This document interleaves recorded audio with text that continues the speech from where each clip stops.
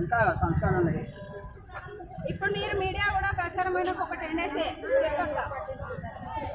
10 days తర్వాత ఆగమ్మా ఇప్పుడు మాట్లాడాలి చెప్పమ్మా. అయ్యా మాది కమలాపూర్, రూపల్ కమలాపూర్ మాది.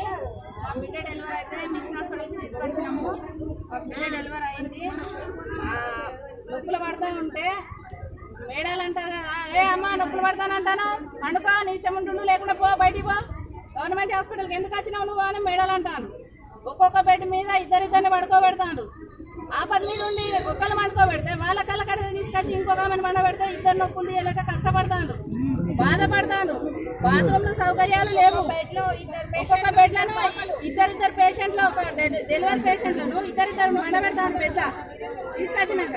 డెలివరీ అయిన రూమ్లో డెలివరీ చేసినందుకు ఆయమ్మకు 500, కింద కడిగేట ఆమెకు 100, ఆ స్ట్రెచర్ మీద తీసుకొచ్చి వాడలేసిన ఆమెకు 100, మళ్ళీ డ్రెస్ చేంజ్ చేసిన ఆమెకు 200, మళ్ళీ ఈ వార్డుల నుంచి పైకి తీసుకుపోవాలంటాను. పైకి తీసుకుపోయిన ఆమెకు మళ్ళీ 200, మళ్ళీ ఆడ స్వీపర్ ఉడుతుంది. అక్కడేమో చేసిందా ఇక్కడేమో చేసిందా తీసి నువ్వు ఎక్కడ పెడతారో నోటికి వచ్చిన బూతులు మాట్లాడతాను. భార్య భర్తలు బట్టలు పెట్టుకోవద్దు, రోడ్డు మీద సంసారం చేసినట్టు మాట్లాడతాను. దయచేసి పెద్దలందరూ గుర్తించి కేసీఆర్ గారు దయచేసి నమస్కారం, మీరు కలెక్టర్ గారు కానీ నమస్కారం, కలెక్టర్ గారు కానీ మీ కేసీఆర్ గారు కానీ తగిన చర్యలు తీసుకోవాలి. ఇంతమంది గవర్నమెంట్ హాస్పిటల్కు రాండి అని పిలుస్తాను, కానీ గవర్నమెంట్ హాస్పిటల్లో ఉన్న సౌకర్యాలు ఏమాత్రము మాకు అనుకూలంగా లేవు. దయచేసి అందరు బాత్రూంలు, ఒక్క బాత్రూము 40 మంది బెడ్లకు, 20 మంది బెడ్లకు, 20 మంది 40 మంది పేషెంట్లకు ఒక్కటే బాత్రూమ్ యూజ్ అవుతుంది. బాత్రూమ్లు కరెక్ట్ లేవు, నీట్గా లేవు. కనీసం 2 బాత్రూమ్లు, 2 లాట్రిన్లు అయినా ఉండాలి. ఒక్క లాట్రిన్ కోసం పైసలు లేకపోతే మేము తీసుకపోము. ఏం పట్టుకొచ్చినా ప్రైవేట్ బెడ్ మీద తీసుకపోము. మేము స్టేషన్ మీద తీసుకపోము. వీటికి ఎందుకు వచ్చినావు పైసలు ఎంత అని అంటాను వాచ్మెన్ ఇట్లా, ఆయమ్మలు ఇట్లా.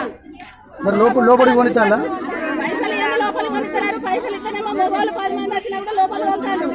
మా వాళ్ళు ఒక్కరు నిన్న మా భర్త వస్తే పైసలు ఇవ్వలేదు కాబట్టి లోపల రాలేదు, చూడనియలేదు, లోపల పంపించలేదు. వచ్చి నిలబడి ప్రత్యేకంగా వచ్చి ఏడికి వచ్చినావు నాడు బయట నాడు బయటికి వెళ్ళబట్టి చూద్దామని మా భర్తను బయటికి పంపించినాక మాల్లుడు వచ్చిండు.